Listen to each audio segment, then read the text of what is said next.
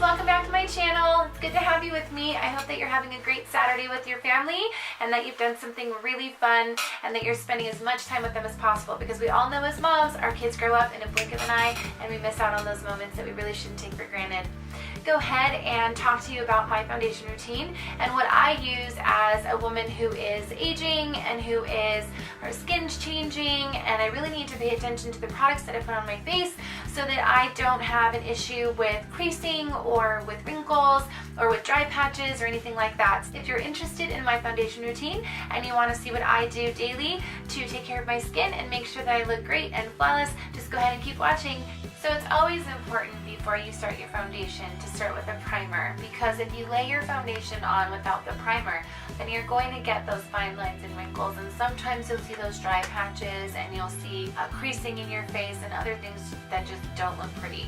I'm going to start today with two different primers. They go together very well, and one of them is more of a liquidy primer and one of them is more of a thicker consistency, but they're both by Benefit. One of them is the Pore Professional, the Matte Rescue, and this just mattifies your face so that when you go to put on the second primer, any other primer that you want to use. I have really large pores, so I tend to use primers that eliminate that and show less of those pores or block those out completely. This is another one by Benefit. It's the Pore Professional Pro Balm to minimize the appearance of pores, and this is the one that's really popular. I just have a little baby size just for the purposes of the video. So we have the Pore Professional, which mattifies, and then the Pore Professional, which also goes in and eliminates those pores. So you can see with the consistency of the first one with the mattifier, it's more like water, and you always want to focus your primers on areas where you tend to get oily or you tend to crease throughout the day. I have a problem. I have pretty normal skin, but I do have a problem throughout the day or at the end of the day with my foundation coming off here around my nose, and so I really like to focus my primers around my nose and on the areas where I have more pores. After I go in with my mattifying primer, this is where I go in with my Pore Professional, which is the one that blocks out the pores that I have a really big problem with whenever I wear any foundation without primer. More of a thicker consistency, so this is really going to help block out those pores. This primer, I do focus more on my cheek area, or where I do have the majority of my pores, and then I focus on my nose and just kind of work it into the skin so that when you lay your foundation down, you have a nice canvas to work with or a nice base. Now, because I do have a nose piercing, I have to be careful on how I lay my makeup down, and the majority of the time I have to use a Q-tip to lay any concealer or sometimes even primer. That way it doesn't get into this area and make it look dry and patchy. As you can probably tell, my skin has a lot of redness around it, particularly in a birthmark that I was born with. So I use a lot of products that are color correctors, not necessarily in palette form. The one that I really like right now is by Cosmetics. It's the Bye Bye Redness, and what it does is it neutralizes the color of your skin so that the redness that you have on your face doesn't come out underneath your foundation. And this one just neutralizes. It's a neutralizing correcting cream, and you place it on the areas where you have redness the most, and it really does neutralize and make it so that you have the same color throughout your face. So I'm just going to take a little bit on my finger and place it on the areas where I have the most redness. It'll help me to cover any of that and neutralize my skin tone so that matches when I go out and lay on my concealer and my foundation. And you can either use your fingers, which I find because of the warmth places the product better than any kind of beauty blender or brush. Because this is just a neutralizer and you're putting it under your foundation, you really can just pat it in and it doesn't matter if it's blended or not, because when you go in with your foundation and your concealer, those two products will help blend out the color corrector and make it more of an even skin tone. The next thing I'm going to use is my foundation, and this foundation I have found to work wonders. It really does prove to be a flawless finish. It is more of a mattifying finish, so if you have dry skin, if you don't use a primer, this will cling to your dry patches and really make you look cakey and patchy. So my recommendation is, if you do have dry skin, to always use more of a base underneath it so that it doesn't end up clinging to your dry patches. This is a full coverage foundation. It is the All Nighter Waterproof Foundation by Urban Decay. A lot of people prefer to use a beauty blender with this foundation, but I go in with a brush because I feel like it just lays on my skin better. I do use a beauty blender for a lot of my other foundations, but with this one I have a tendency to blend better and work the foundation in better with a brush.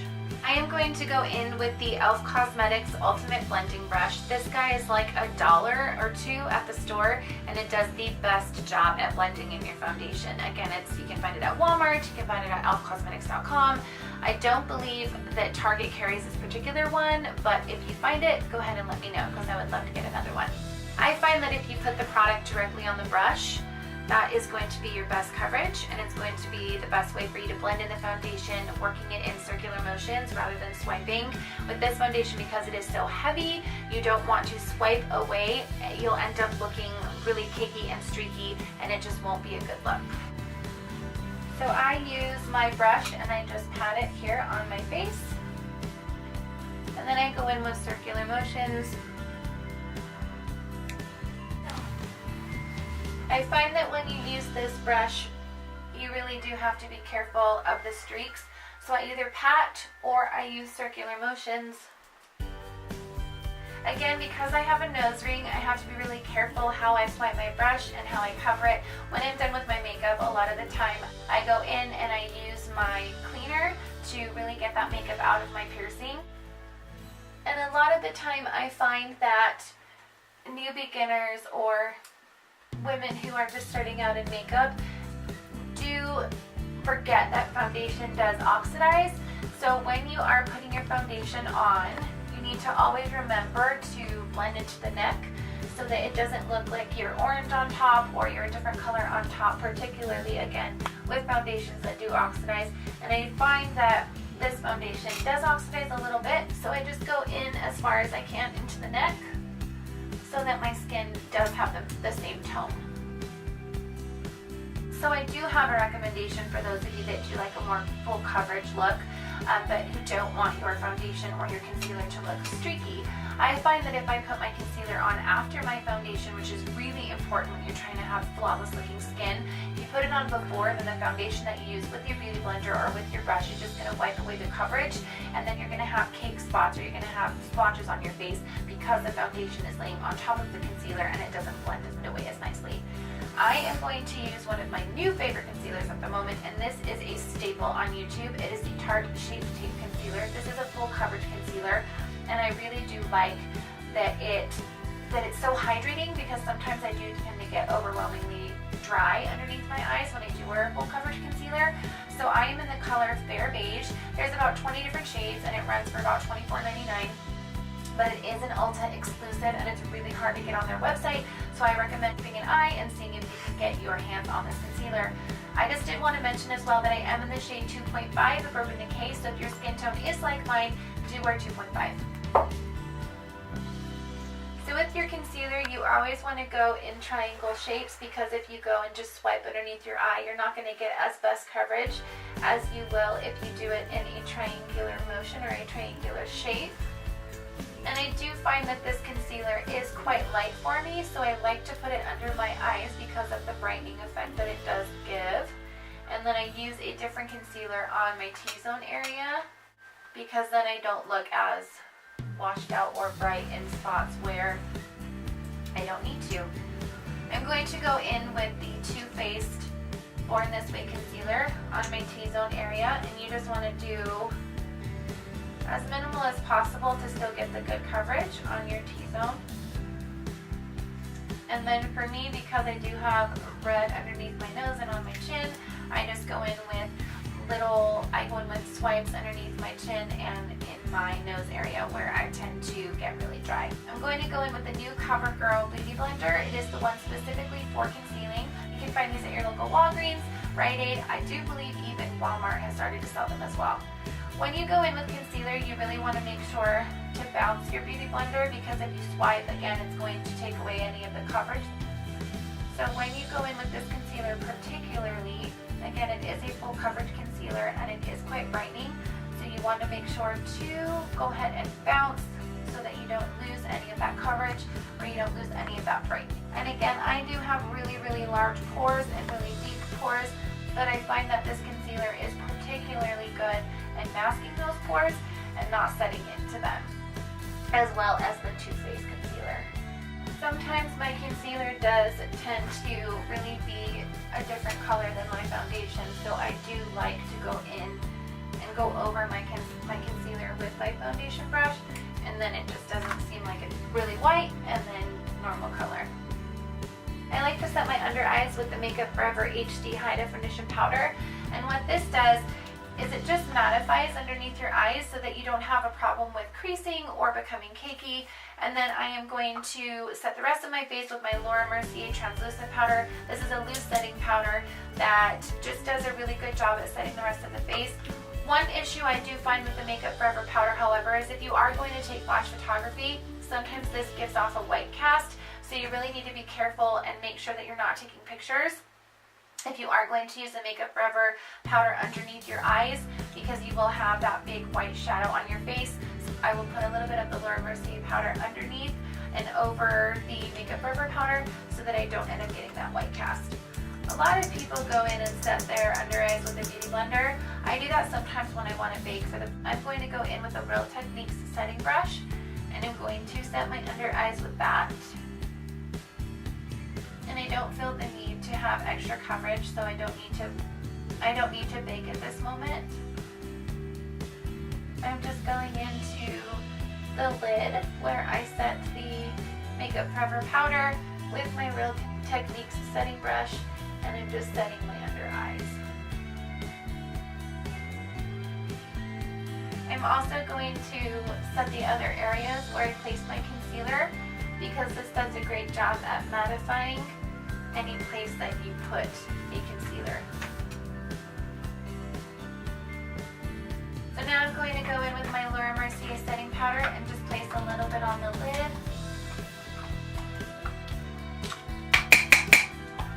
I'm going to use the Sedona Lace FB7 brush and just pat the powder into my face and not swipe, because if you swipe, sometimes you'll be streaking and it won't set and mattify as well as it would if you do the patting motions.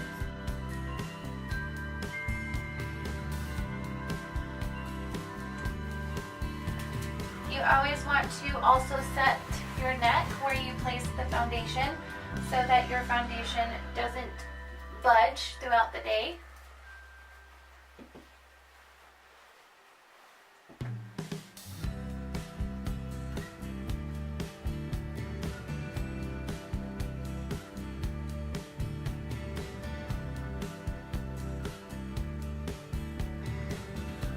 So I'm going to go ahead and do the rest of my face with my bronzer, my highlighter, my blush, and my lips, and I'll be right back to go ahead and show you the final product. Welcome back, guys. So I went ahead and finished the rest of my face with some of my products.